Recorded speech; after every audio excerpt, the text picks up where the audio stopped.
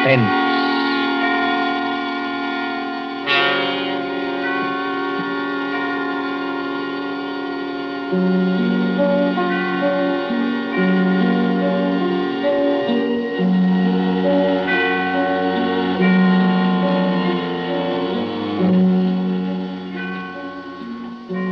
Suspense is compounded of mystery and intrigue and dangerous adventure. Stories calculated to intrigue you, to stir your nerves. Tonight, for instance, as we begin, you may want to ask yourself, how could a young lady, a bride, walk out on a balcony alone and vanish? Completely vanish. We trust that while you are wondering how and why it was done, we shall keep you in suspense. For Suspense, tonight CBS presents The Bride Vanishes by John Dixon Carr.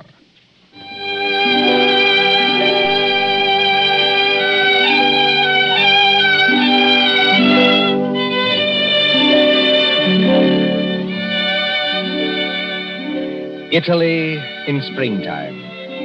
Italy as we used to know it before the jackal struck.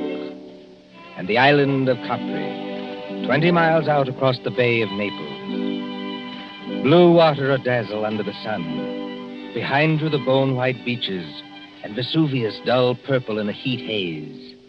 Ahead, as the little steamer from Naples chugs out across the bay, rises Capri.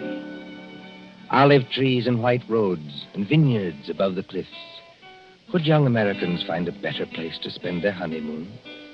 While the guitars sing and the warm winds blow and the little steamer carries them.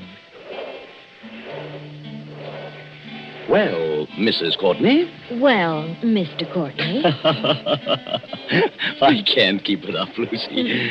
I'm going to break down and ask if you're happy. Oh, I'll break down, too. I want to walk up to everybody I meet and say, "Whee," just like that. What I want to do is turn somersaults myself, all along this deck here. I want to say, I've been married to Tom Courtney for practically 2 weeks. And now we're going to have a villa at Capri for a month. Oh, Tom, I ought to be the happiest woman in the world. Only... You shivered. What's wrong? Well, ever since we got aboard this ship, people have been staring at me. I can't blame them for that, dear. No, I mean in a funny way, and muttering. Even your American friend, what's his name?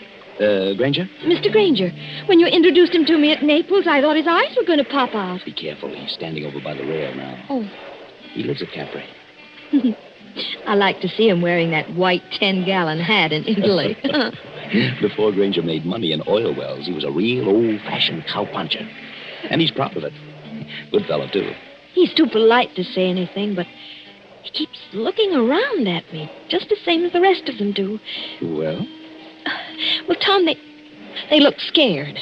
You know, Lucy, this isn't the time to start imagining things. I know. Well, maybe I'm just so happy I'm afraid it can't last. Oh, don't say that. But wouldn't it be pretty awful if something did happen and we weren't together any longer? Wait a minute.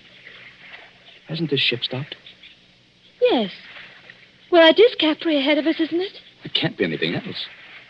But it seems a funny place to stop. No sign of a harbor. Only rocks and little gray cliffs. Oh, Mr. Granger. Mr. Granger. Yes, young fella. Do you happen to know why we're stopping here? Well, yes, that's an easy one, son. We're stopping so that you and your good lady and anybody else who's curious can get a look at the Blue Grotto. The Blue Grotto, of course. Now, just shade your eyes with your hand, ma'am. You see that tiny little arch under the cliff? Yes. And all the little white rowboats are coming out towards us? Yes. Now, when the first boat comes alongside, you climb down that iron ladder and get in. The boatman will row you out and through the arch into the grotto. It's a great, big, dark cavern. The water in there looks as though it's lit up underneath with blue fire. Like to go out and see it, Lucy? Oh, I'd love to. But let me give you a little tip, though.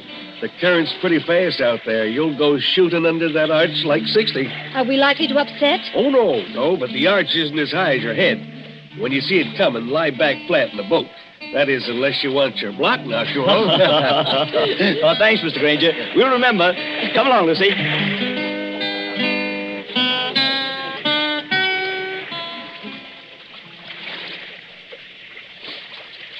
Easy on the ladder, Lucy. Don't look round yet. Oh, I'm all right, darling. And just as good a swimmer as you are. I'm in the boat now. Take one more step. Steady. Yeah, there you are. Now turn around facing the boatman and sit down here beside me. What's the matter with the boatman? Easy, man. Do you want to upset us? Sit down. You come back, yes? Come back? Well, I've never been here before in my life. Push off, man. Start rowing. The other boats are piling up behind you. You come back. Start rowing, can't you? Andare subito. Basta. Tom, he can't take his eyes off us. I wish he'd watch out where he's rowing. You come to live at the Villa Borghese, yes? Tom, how does he know that? He's the lady. She is not dead. Dead? Of course she's not dead. What are you talking about? She never come to Capri before? Never. Then I tell you, she will disappear, just like the other one. Disappear? I rest my orders, and I tell you. Tom, aren't we moving rather fast? Yes, that's the entrance to the grotto ahead. I tell you, there was a lady so much like your own, copatic back. Oh, it scared me. Now, look, old man, I don't want to teach you your business, but you've got your back to that grotto. Take this lady back where she come from. Do not take her to the Villa Borghese. Down, Lucy. Flat on your back. Down!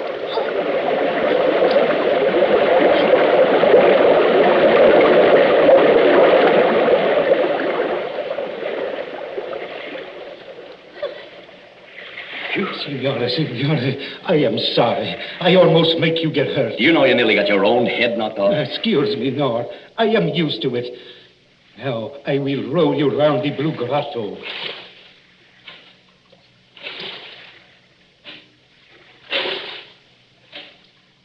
I don't think I like it much, Tom.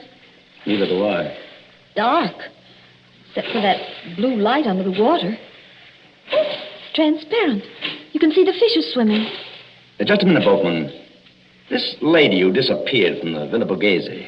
2, 3 years ago, she disappeared. You say she looked exactly like my wife? Si, signore. She was going to be married. She was trying on her wedding dress. Her mother and sisters, they were in the room with her.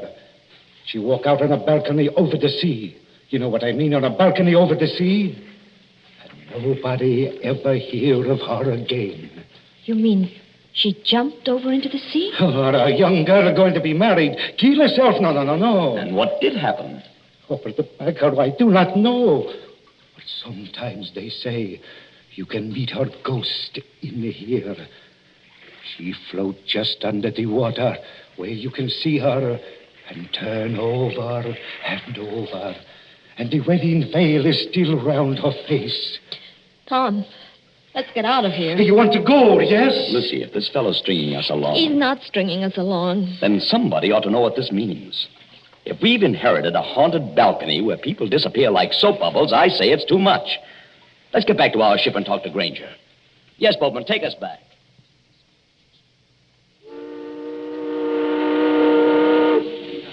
Mr. Granger!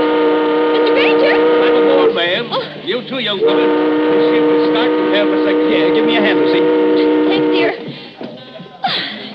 Oh, didn't anybody else go to the Blue Grotto? Well, ma'am, no. Not after they saw you go. It's all right. We've just heard the story, Mr. Granger. Oh, I ought to have told you about it myself. All the way out here, I've been cussing myself and thinking what an ornery old badger I am for not telling you when I first met you in Naples. The girl did vanish then. By a first-rate miracle, yes. In broad daylight and within 20 feet of her mother and sisters. You don't look like a man who'd believe in miracles, Mr. Granger. Oh, I'm not, son. I'm just telling you what happened. But why is everybody so excited? Somebody must have thrown her off the balcony. Josephine Adams was all alone on a balcony 40 feet up a cliff, smooth as glass.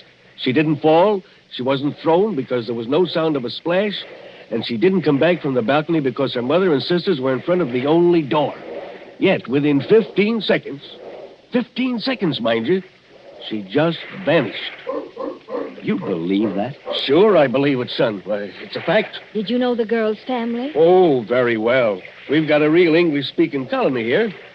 Oh, by the way, in about half a minute now, I'm going to show you your new home. Oh, can we see it here on the ship? Oh, sure you can, ma'am. It's on the edge of the cliff. Dr. Davis's house is on one side of it, and my shack's on the other. That's why I want to ask you a question. Of course. Ask anything you like. Well, I'm an old stager, ma'am, and not exactly up to the high-toned society around here, but do you trust me? Yes, I think so. Well, then, promise me something. Unless you're with somebody you do trust, keep away from that balcony. Do you honestly think there's danger? Or... I don't know, son. If I did, I wouldn't have to talk this way. Sounds like a dog barking. I thought I heard it before. What is? A big police dog. And led by a very handsome woman, if you ask me. Oh, Lord, here she is again. Who? The Countess. She lives in our colony. She looks like an American. You take your eyes off her, Tom Courtney. She is an American. Married a Count Parcheesi or something like that. Just call her Nellie. My dear Mr. Granger. Hello, Nellie. It's true. Everybody told me so, but I couldn't believe it until I saw her. She does look exactly like poor Josephine Adams. Just as small, just as dainty. Please, is everybody trying to give me the jitters? Nellie, I want you to meet some friends of mine. Oh, you don't need to introduce me. I know who they are. You're the nice young couple who've taken that villa. I'm Nellie Lucchese. Oh, yes. This is my dog, Tiberius, named after the wicked Roman emperor. You know who used to live at Capri? I must confess I'm terribly fascinated by wicked things. Aren't you, Mr. Courtney? Lucy, stop digging me in the ribs. I haven't done anything. No, and you're not going to. Tiberius seems to have taken quite a fancy to you, Mrs. Courtney. Oh. I've never known him to go to a stranger before. Well, I only wish I could borrow him. He might be a charm against... Oh, no, I don't know. We'll be at the harbor in a few minutes. Then you must let me drive you up to the villa. You won't be able to get any servants, I'm afraid, because they won't stay there. But you can camp out. Look, there's the villa. We're passing it now. Where? On the cliff, where I'm pointing. Wait a minute. Well, there must be some mistake. That's not the Villa Borghese. It sure is, son. That's a palace like all the other houses there. And I rented it furnished for about $25 a month. Can't you guess why you got it so cheap, son? If you take my advice, you'll turn around and go back to Naples by the next steamer. Harry Granger, don't be an idiot. Let's have some excitement. Let's have some excitement. Tom is beautiful. Too infernally beautiful, if you ask me. There's the balcony.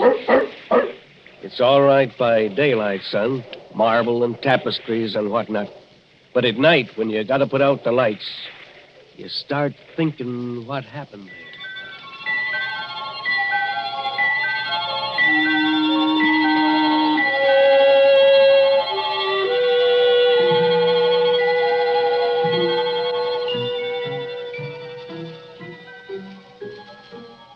The moon over Capri makes a deathly daylight.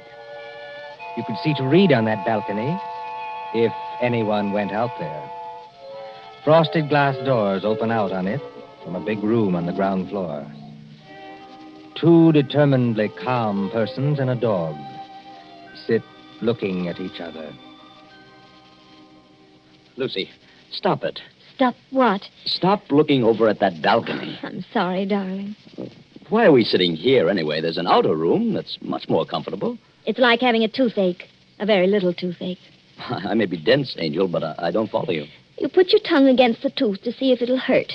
You know it will hurt, but you go on doing it just the same. Well, that's us. Maybe you're right.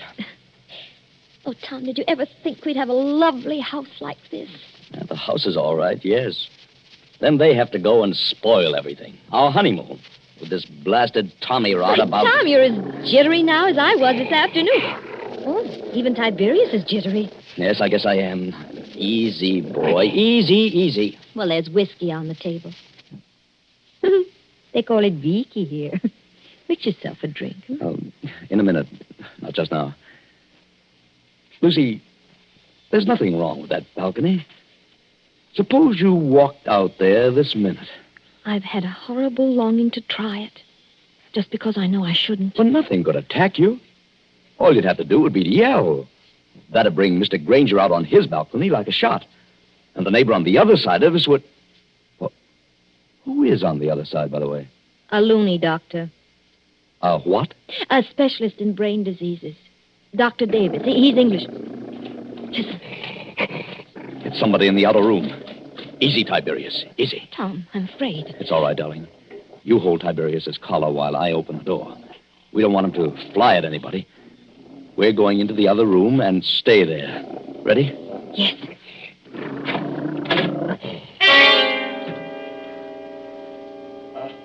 Good evening, Mr. Courtney. Good evening, Mrs. Courtney. I'm no ghost, though you appear to regard me as one. I'm merely your neighbor, Dr. Rutherford Davis. Oh, yes, of course. Mr. Granger mentioned you. I trust you will pardon this intrusion. No one answered my knock, so I ventured to come in. It's no intrusion, Dr. Davis. We're a little disorganized here, that's all.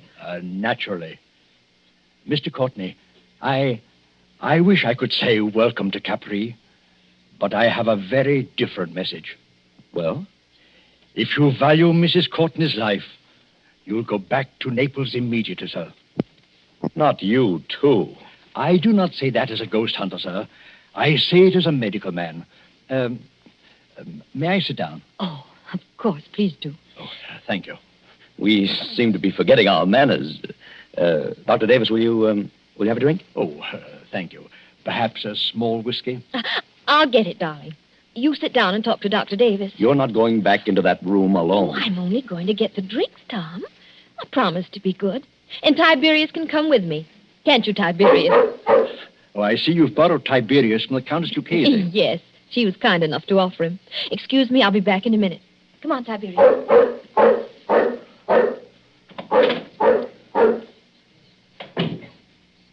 I hope this is all right, Doctor. No, sir. It is not all right. Your wife is in very great danger. But why? Because of that balcony? No. Because she looks exactly like the late Josephine Adams. I don't get it. Mr. Courtney, did you ever hear of paranoia? It's some kind of mental disease, isn't it? The paranoic begins by imagining that he or she is being persecuted by someone. First, he hears things. A voice in his brain whispers, "You'll be killed. You'll be killed. You'll be killed." He hears it in the tick of a clock, in the rattle of a train, in the footsteps on the street.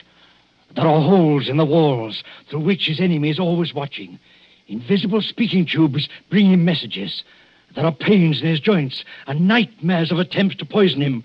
His brain bursts and he kills. He kills. He kills.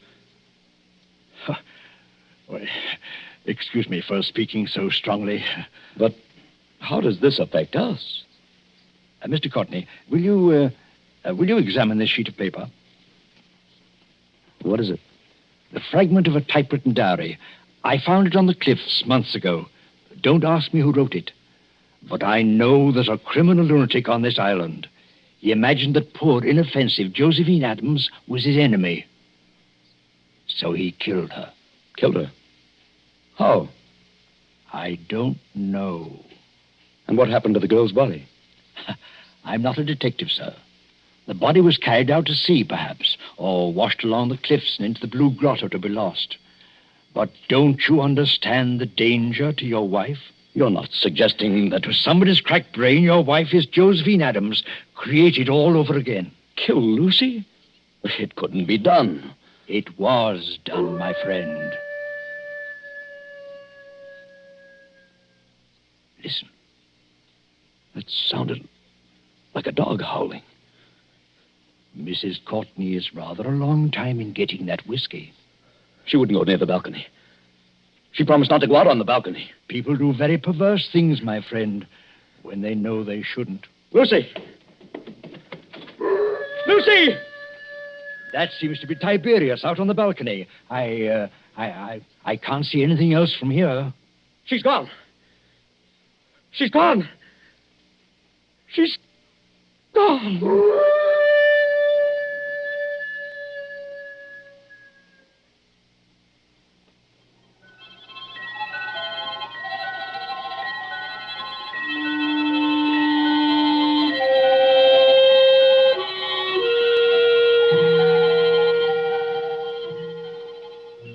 empty balcony, a howling dog, and a sea turned clear silver under the moon. Then, after the tumult and the shouting, there are other pictures. Don't you hear the noise of that motor launch, with a half-demented young man at the wheel? 3 other familiar figures are gathered around it. Don't you recognize the brunette prettiness of Nellie Lucchese? And the white 10-gallon hat of Harry Granger? And the neat, pointed beard of Dr. Davis?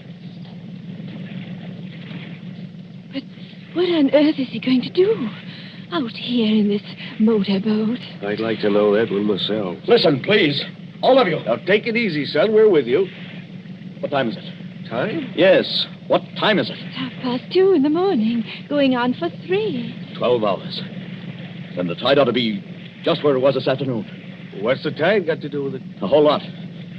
Somebody set a trap and made Lucy fall off that balcony. I know it. Oh, that's absurd. If Lucy's been carried out to sea, there's nothing we can do about it. But if she's been carried along with the current and into the Blue Grotto... Blue Grotto? One moment, sir. You're not proposing to run this big launch under that arch after dark? Yes, Doctor. That's just exactly it. Go on. Do it. I'll back you up. Let's have some excitement. It'll be exciting enough, I assure you. Mr. Courtney, have you got some wild hope of recovering your wife's body? I've even got a wild hope she may be alive. Lucy's a very strong swimmer. You're acting like a nut, son. Get set, everybody. I'm going to swing around.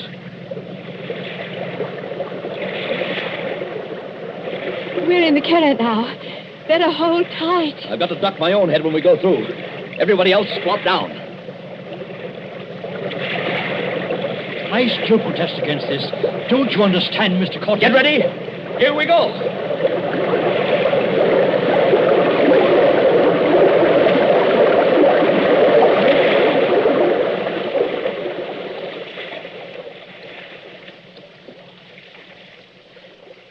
What on earth is wrong? There's no Blue Grotto. It's as black as pitch. My dear Nellie, I kept trying to tell all of you.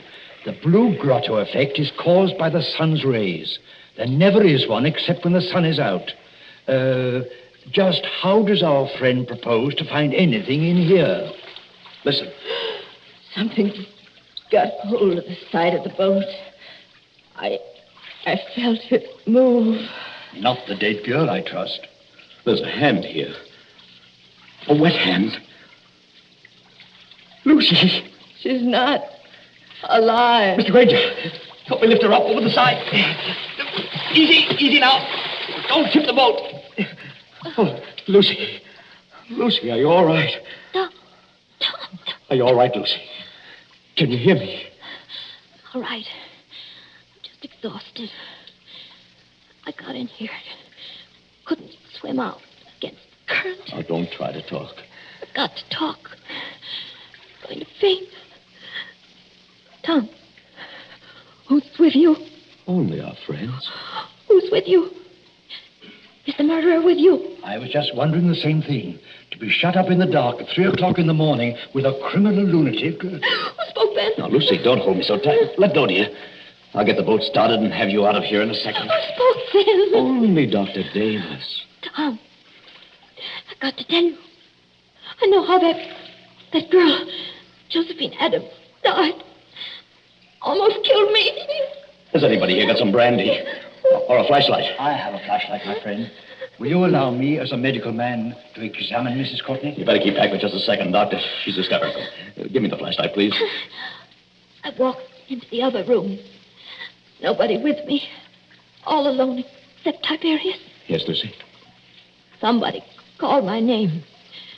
From the balcony, I thought. Very softly. Mrs. Courtney said. Mrs. Courtney. Did you recognize the voice? Yes. That's why I went. Hadn't you better start up this boat and get out of here? Now, don't pay any attention to them, Lucy. Nobody can hurt you now. I went out on the balcony. It was bright moonlight. Bright as day. But there was nobody there. Nobody on the balcony? No. I looked out over the sea. And then something came at me. Something flew out of the air and came at me. Just one moment before Mrs. Courtney goes on. Is anybody in this boat carrying a revolver? Not that I know of. Excuse my mentioning it, but I felt something. Metal. Like a revolver. Brushed past my hand. Oh, it was only the flashlight. Excuse me, it was not a flashlight. Mr. Courtney's got the flashlight. Would you please let Lucy go on and finish? Lucy, you were on the balcony and something came at you. Yes. Like a snake. Sideways. Out of the air. It went over my head. Fastened around my neck. It was a rope. With a running noose in it. A rope? That's it. A rope. It was thrown from another balcony. I'm small and light, like Josephine Adams. But it pulled me sideways and over the rail. I fell. I think I begin to understand They what... couldn't see what happened to Josephine Adams. Frosted glass doors to the balcony, so they couldn't see. Now, take it easy now. You're perfectly safe. But is she perfectly safe? The murderer let her fall on the rope. But the rope was jerked tight long before she struck the water. That broke her neck. Then the murderer lowered her softly. So there wasn't any splash. And the current took her away, rope and all. That's it. It would have happened to me. Only the rope must have slipped through the murderer's fingers. Through whose fingers? What did I tell you? Somebody in this boat has got a revolver. Who's overboard? Somebody went? Switch on that light, my friend, and shine it on the water. All right, Doctor. There's your light. Look at it. Turning over and over. The water in the blue grotto is red now. Tom, stay close to me. Oh, it's all right, Lucy. I swear you're safe enough now. Did he shoot himself? Yes. Did who shoot himself? Who had a balcony exactly like ours on the house next door? Who began life as a cowpuncher and would have known how to use a lasso? Yes, and knew Josephine Adams well, and got it into his maniac's head that Mrs. Courtney was Josephine Adams all over again. Harry Granger. Look. There's his 10-gallon hat floating away.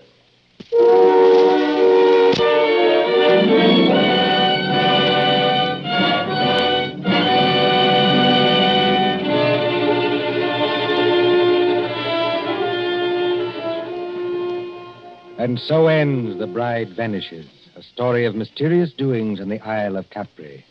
And tonight's story of suspense.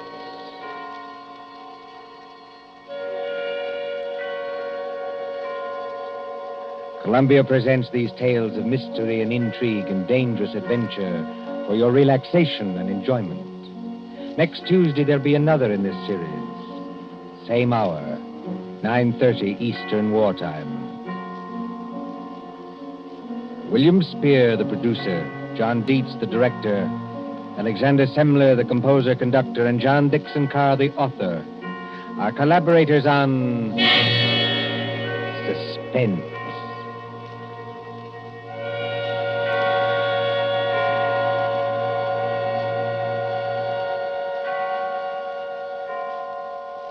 This is the Columbia Broadcasting System.